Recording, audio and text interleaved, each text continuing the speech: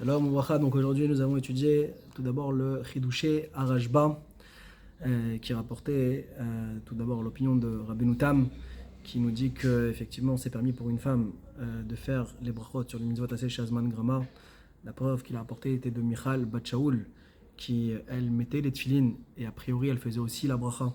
Donc c'est ce qu'on a appelé Maaserav et qu'à partir d'un Maaserav alors on peut se permettre de trancher la halacha, ça a une force et donc même de faire la bracha. Il a posé également la question concernant l'action de dire Vetsivanu. Comment est-ce qu'on pourrait dire Vetsivanu pour une femme? Alors comme on a dit, le curseur, lui, il est descendu juste au fait de dire que c'est optionnel pour une femme, et ça reste qu'elles sont concernées par la notion de la mitzvah et qu'elles peuvent dire Vetsivanu, ça pose pas de problème. La preuve qu'on a apportée dans la Gemara, c'est de Rav Yosef, par rapport au fait qu'il se soit réjoui au départ d'être dispensé des mitzvot. Maintenant, si on dit qu'il perdait la possibilité de faire les brachot, il n'y a plus de sens à cette réjouissance, à cette simcha qu'il avait Rav Yosef. Le Chidouché Arashba avait également posé la question concernant bracha shenat tzricha. C'est vrai que c'est devenu optionnel, mais le fait de faire une bracha quand on n'en est pas assujetti, c'est bracha shenat tzricha. Alors, on rentre dans un problème peut-être même d'un Issur Torah sur ça, non? Il répond et dit que c'est que Midera Banan et que les Chachamim, dans ce cadre-là, n'ont pas interdit de faire de bracha shenat tzricha. Le Rashba lui-même rapporte les contradicteurs à cette façon de penser de Rabbeinu Tam en disant que ici c'est vrai qu'il y a un chiyuv midera banan pour l'aveugle, mais qui nous dit qu'on peut extrapoler pour la femme?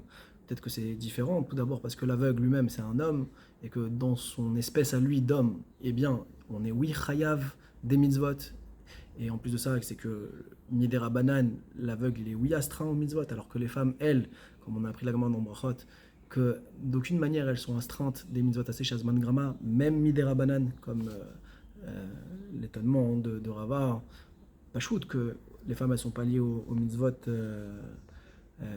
assez shazman grama, filou midera banan. Et en conclusion, après qu'il ait ramené les contradicteurs, le Rashba, et qu'il ait dit qu'on ne pouvait pas apprendre forcément des femmes à partir de l'aveugle, il dit malgré tout, le fait que Michal Bat Shaoul et que a mis les tefilines et que ça laisse entendre qu'elle faisait la bracha, alors on ne peut pas remettre en cause cela, et donc il tranche la halakha que c'est oui permis pour une femme de faire les brachot. Comme ça aussi dans le Shut Arashba, il a tranché. Le Rambam, lui, va nous dire que ce n'est pas possible de faire les brachot pour les femmes quand c'est mitzvot assez chez Azman Grama. Dans les Ilchot Tzitzit, il l'a dit. Le Ravad va le contredire avec les preuves qui ont été rapportées justement par le Rashba. Pour conclure, on a vu le Meiri.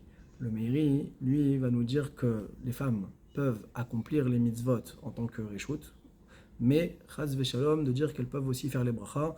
Et si jamais les femmes viennent à faire les brachot, eh bien elles ont un von de bracha levatala. C'est un issour de bracha levatala et il interdit donc de le faire.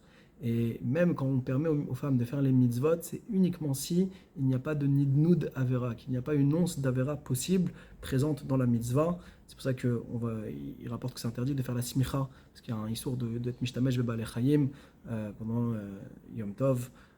Voilà, donc ça c'est ce qu'il en ressort. Et pareil pour la mitzvah des kilaïm, ce sera interdit dans la mitzvah des tzitzit qu'ils mettent les kilaïm potentiellement, parce qu'elles ne sont pas liées à la mitzvah chazak ou barour.